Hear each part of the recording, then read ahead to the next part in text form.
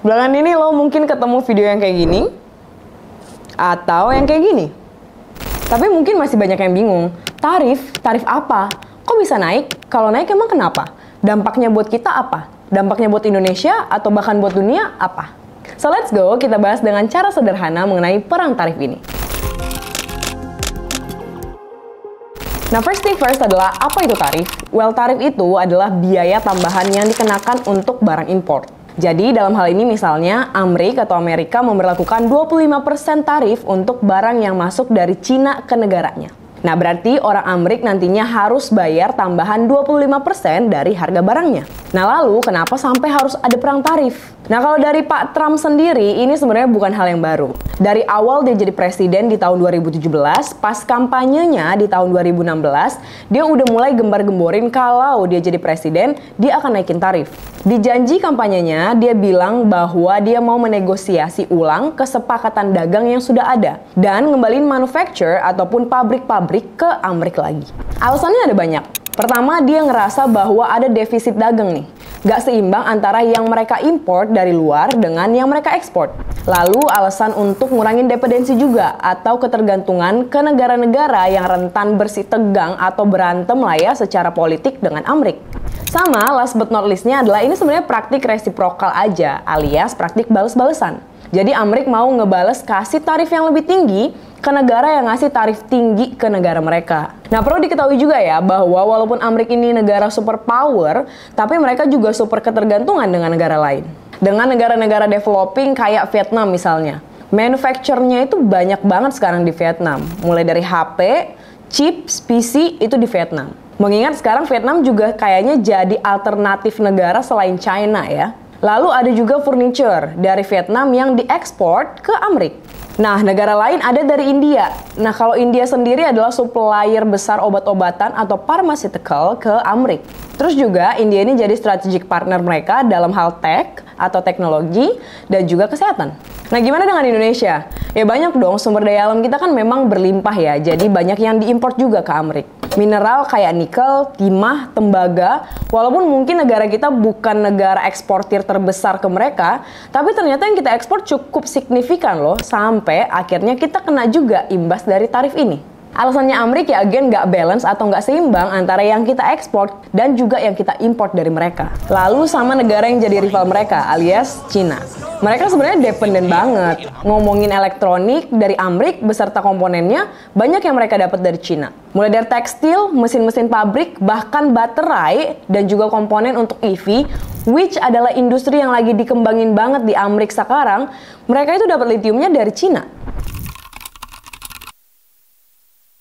Nah, mungkin karena tingkat ketergantungannya kayaknya udah tinggi banget dan mungkin gak mau kalah juga kali ya si Amerika. Kayak mungkin mereka mikir, ya kali gue kalah dari negara Asia. Sampai akhirnya ada statement seperti ini. The United States has been ripped off for many, many years by its bad trade deals. I don't blame China. I blame our leadership of this country from the past. We have been ripped off by China. An evacuation of wealth like no country has ever. And then akhirnya trade war starts. Di tahun 2018, pas Trump jadi presiden, dia naikin tarif 25% untuk barang impor Cina yang nilainya di atas 50 M USD. Nah, lalu turun lagi di Juli, di mana harga dari 34 M itu udah mulai dikenain pajak 25% juga. Nah, lalu di tahun 2025 ini masih yang ongoing ini, yang tadinya ada pengecualian tarif di import baja dari Cina, sekarang tetap kena pajak 25%. Terus ada tarif dari aluminium di mana tadinya 10%, sekarang tetap kena 25%.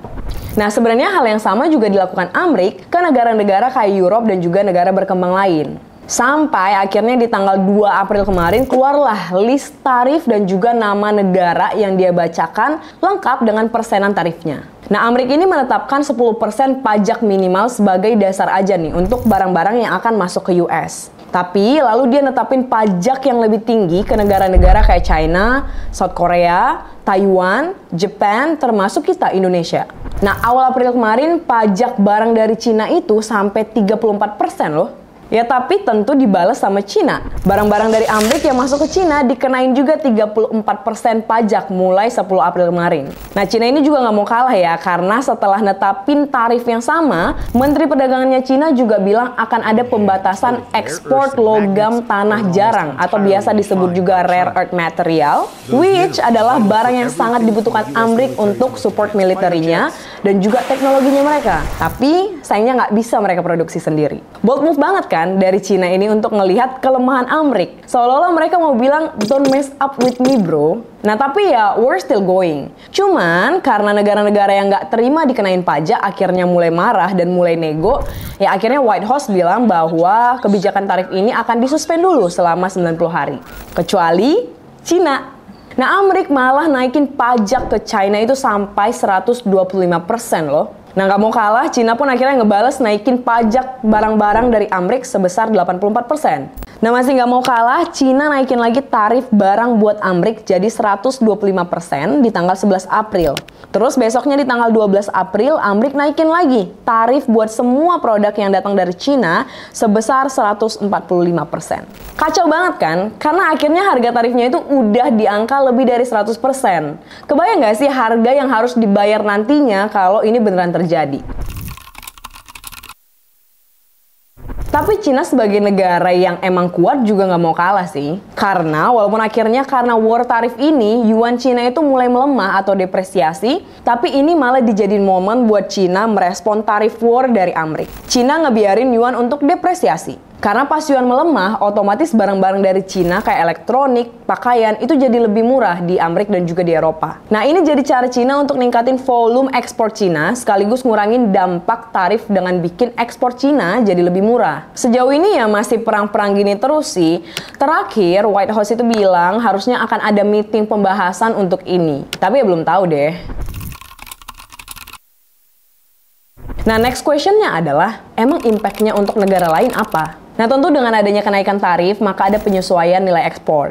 Negara berkembang pasti mulai memikirkan untuk menurunkan jumlah ekspor dan ningkatin import dari US sebagai usaha buat nyeimbangin neraca perdagangan. Simpelnya, biar gap antara import dan juga ekspornya nggak jauh. Banyak industri yang sangat bergantung ke pasar ekspornya Amerika, kayak tekstil, garmen, pakaian, aksesoris, mebel, furniture, sampai produk-produk otomotif dan komponen elektronik.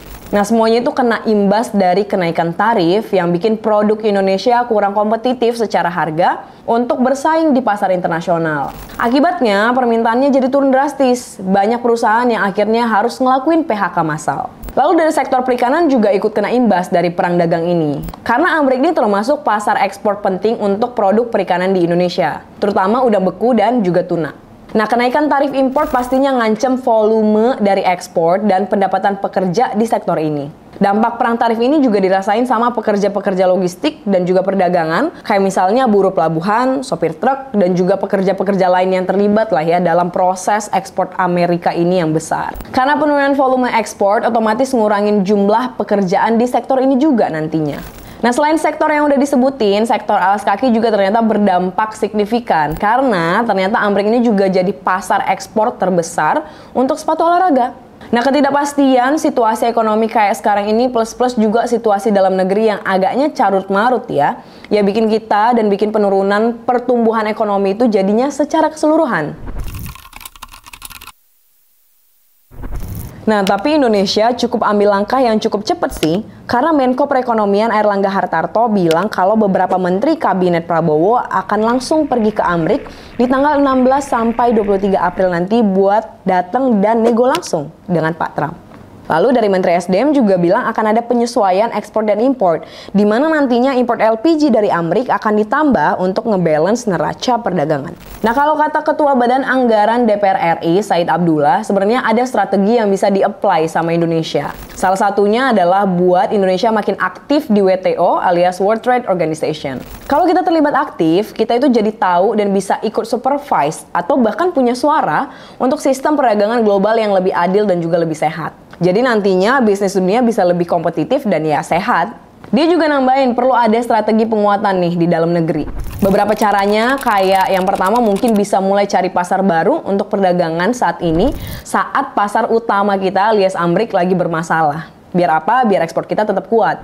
Terus yang kedua, mungkin bisa perlu dipastikan lagi ya bahwa devisa-devisa hasil ekspor itu bisa kembali lagi ke dalam negeri. Jadi pemutaran duitnya itu jangan di luar terus, harus balik ke dalam negeri supaya kita bisa punya cadangan devisa.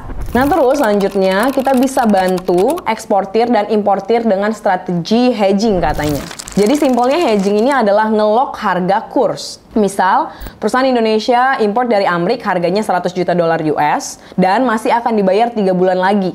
Nah, kurs saat ini kan mungkin masih 15.500. Tapi kan kita nggak tahu ya, 3 bulan lagi apakah jadi 16.500, jadi 17.000 atau berapa. Nah, strategi ini bisa ngelok kurs nantinya. Importirnya bisa langsung ke bank untuk bikin kontrak biar biaya import dan ekspornya bisa lebih terukur. Lalu juga bisa dengan currency swap katanya. Kalau biasanya kan kita beli barang dari Cina, kita harus tukar dulu nih rupiah ke dolar, lalu dolar ke yuan. Nah, dengan kesepakatan currency swap ini nantinya bisa langsung bayar pakai yuan buat beli barang dari Cina, atau bahkan Cina bisa langsung bayar pakai rupiah untuk transaksi di Indonesia.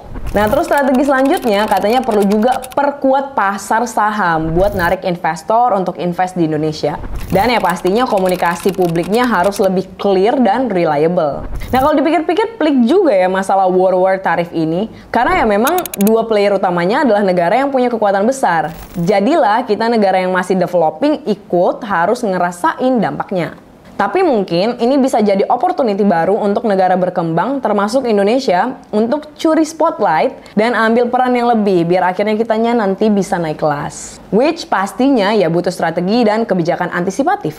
Nah, di tengah ketidakpastian ini mungkin ini juga jadi reminder ya untuk kita buat ikut nentuin arah. Dari cara kita belanja sampai cara kita bersuara soal kebijakan global. Karena kalau bukan kita, ya siapa lagi?